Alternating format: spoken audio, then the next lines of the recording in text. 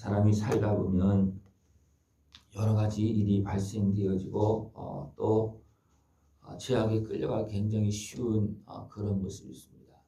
어떤 사람의 욕구에 의해서 그럴 수도 있고 또 억울한 일이 있음에도 불구하고 그것을 알지 못해서 풀지 못하는 그런 일도 있습니다. 그렇게 되면 그것이 계속 쌓입니다. 우리가 눈에 보이게 또 알게 쌓일 수도 있지만 보이지 않게 어떻게 보면 영적으로도 쌓일 수가 있습니다.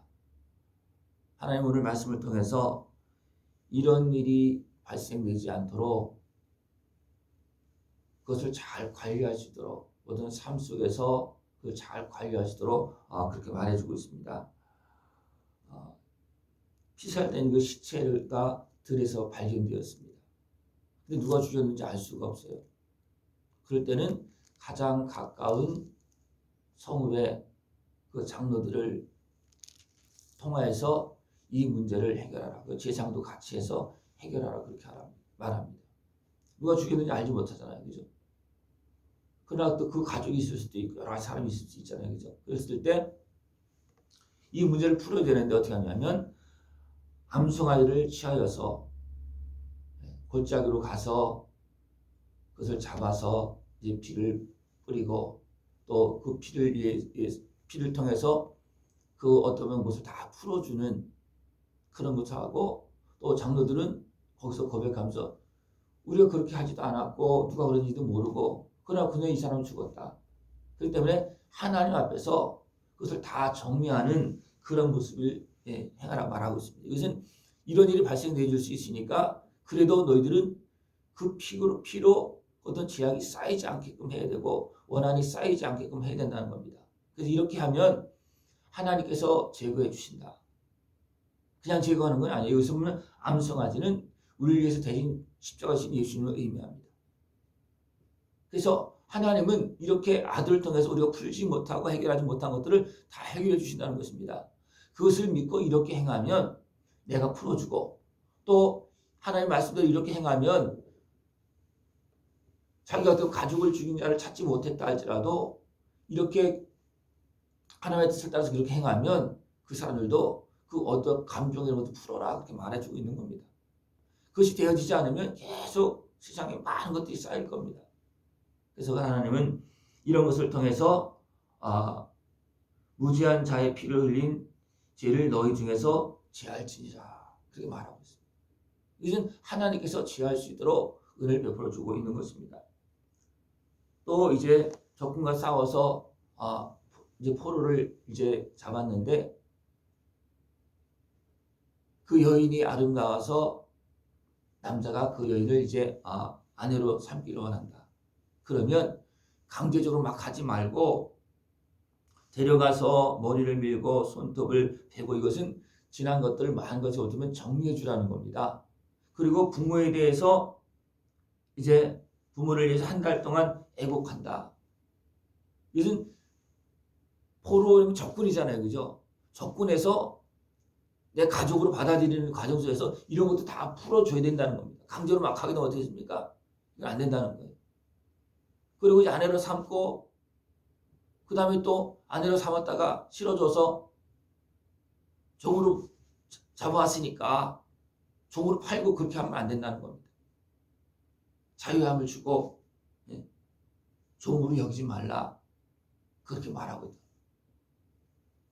종이라고 해서 마음대로 하면 안 되고 합당한 절차 과정을 통해서 해야 되고 아내로 삼을 때도 그렇게 해야 되고 또 아내로 삼았거든 온전한 자유함을 또 줘라 그렇게 말하고 있습니다. 또 상속권에 대해서 이야기하고 있습니다. 두 아내가 있는데 두 아내가 있으면 조금 더 사랑을 하고 또 좀 덜 사랑하는 사람이 있을 거 아니에요. 그죠?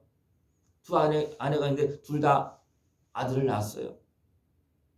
근데 여기서 보면 미워하는 자의 그 아들이 더 장자예요. 원칙적으로. 근데 상속권을 넘겨줄 때 내가 사랑하는 자의 그 아들을 장자로 그렇게 해서 하면 안 된다는 겁니다. 그러면 그것이 그 원한이 쌓이게 되어 있습니다. 그래서 네가 미워하는 아내의 아들이 장자인데 그렇다고 바꾸면 안 되고 그를 장자로 하라는 겁니다. 그러면 문제가 되지 않습니다. 근데 그것을 막 뒤바꿔 놓으면 어떻게 되겠습니까? 나중에는 전쟁이 일어납니다. 그 형제들 간에 전쟁이 일어나는 거예요. 그래서 이런 것들이 쌓이지 않도록 잘 그렇게 행하라고 말씀하고 있습니다. 또 더 나가서 아들 중에 완악하고 패역한 아들이 있어요. 부모를 경외하지도 않고 순종도 하지 않고 징계해도 말을 듣지 않아. 그때는 그 부모가 그를 끌고 성문으로 가서 성읍 장로들에게 나가서 내 아들이 이렇다 그것을 이야기하고 그들에게 넘겨주라는 겁니다. 아들이라 할지라도. 왜 그렇습니까? 아들이라고 다 감싸고 그냥 내버려두면 어떻게 되십니까? 그 죄악이 그 가정뿐만 아니라 온 성에 가득 찰 수밖에 없다는 겁니다. 그렇기 때문에 가족도 중요하고 아들도 중요하지만 하나님의 백성 그 나라도 굉장히 중요한 거예요. 그래서 도저히 안 될 아들은 넘겨주어서 어떻게 보면 그 아버지가 죽이는데 넘겨주는 거예요. 그죠? 넘겨주어서 그 아들을 죽게 하라. 네. 그것이 악을 취하는 모습이라는 겁니다. 그리고 죽을 죄를 범해서 나무에 달려 죽은 사람이 있어요. 그래도 그 사람을 계속 밤새도록 나무에 달아두지 말아라. 네. 그날에 장사하여서 그 죄가 그 더럽힘이 그 땅에 쌓이지 않도록 그렇게 하라는 겁니다. 여러 가지 모습이 있어요. 아들이라도 죄인이라도 그런 것으로 인해서 죄가 더하여지거나 어떤 몸 땅이 더럽혀지거나 그렇게 되지 않도록 이런 것들을 잘 관리해야지만 그 땅이 복된 땅이 되어질 수가 있고 하나님께서 함께 하시는 은혜로운 땅이 되어질 수가 있습니다. 다윗 시대에도 다윗이 잘못한 것이 아닌데 사울 때 잘못한 건데 억울하게 죽은 그런 사람들이 어떻게 합니까? 그들이 마음에 품고 있으니까 어떻게 됩니까? 3년 동안 기근이 듭니다. 다윗이 그것을 알고서 어떻게 하나님 묻는 거예요. 무엇 때문에 이런 일이 있다. 그 다시 어떻게 합니까? 그것을 풀어줍니다. 7명의 어떤 사람을 내어주어서 죽게 해서 풀어줍니다. 그리고 나서 그들의 또 시체를 잘 장례를 치러줍니다. 그러면서 쌓여있는 그 아픔, 그 감정 이런 것들을 다 풀어주는 겁니다. 우리가 이런 것들을 풀지 않으면 어떻게 보면 내 자신도 풀지 않으면 내 자신이 죄악에 매이고 감정에 매이고 여러 가지 한에 잡혀서 고통스러운 그런 모습이 많습니다. 그러니까 우리나라는 어떻게 보면 한해 민족이라고 그래요. 그걸 풀지 않는다는 겁니다. 그래서 계속 쌓아놓는다는 거예요. 그래서 어떻게 보면 많은 사람들이 그 아픔 이런 것들이 쌓여서 병이 된 사람들이 많습니다. 가슴병이 된 사람이 많아요. 어떤 사람은 밥을 못 먹고 어떤 사람은 늘 어디가 아프고 그런 증상들이 많이 나타납니다. 이런 몸의 증상뿐만 아니라 삶의 여러 가지 증상들이 나타나고 있고 어떤 사회적으로 그런 갈등의 증상들이 너무나 많습니다. 나라적으로도 그렇고 하나님은 이런 것들을 풀어주기 위해서 하나님은 아들을 내어주시면서 풀으라는 거예요. 내가 너희를 용서하겠다. 내가 너희를 불쌍히 여긴다. 너희들이 해결할 수 없는 거 내가 아들을 내어주니까 주의 이름으로 주의 사랑 안에서 풀으라는 겁니다. 내가 용서해 줄 거니까 너희들 용서해 줘라. 그냥 강제적으로 하라는 얘기가 아니에요. 강제적으로 안 됩니다. 그죠?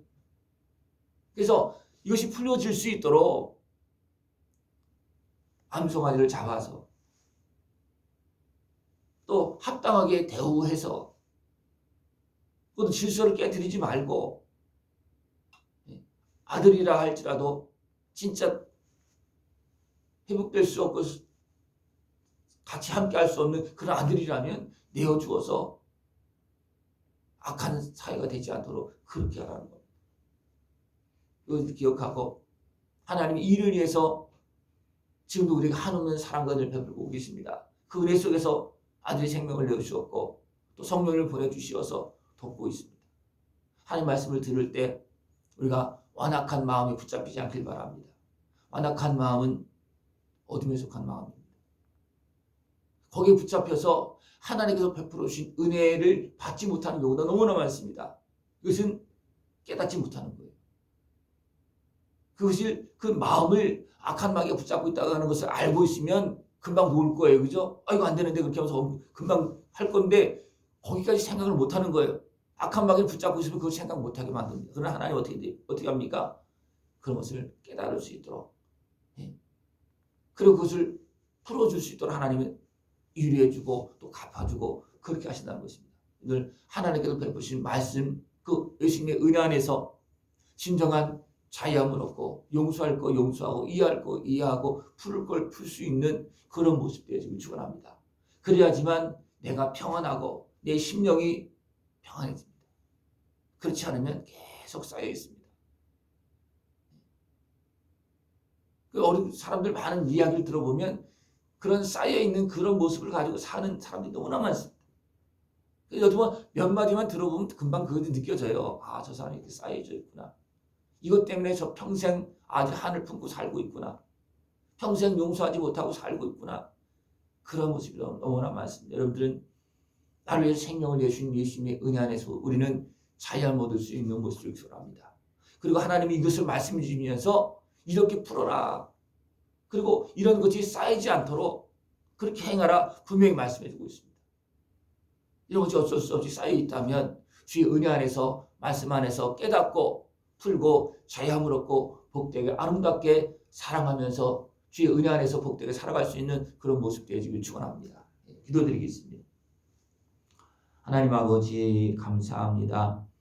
우리를 사랑하시어서 여러 가지 매임과 아픔과 슬픔 속에서 우리를 건져주시는데 아들의 생명을 내어주시면서 우리에게 한없는 사랑과 은혜를 베풀어 주면서 우리를 죄악에서 어리석은 삶에서 고통의 삶에서 건져주심을 감사를 드립니다.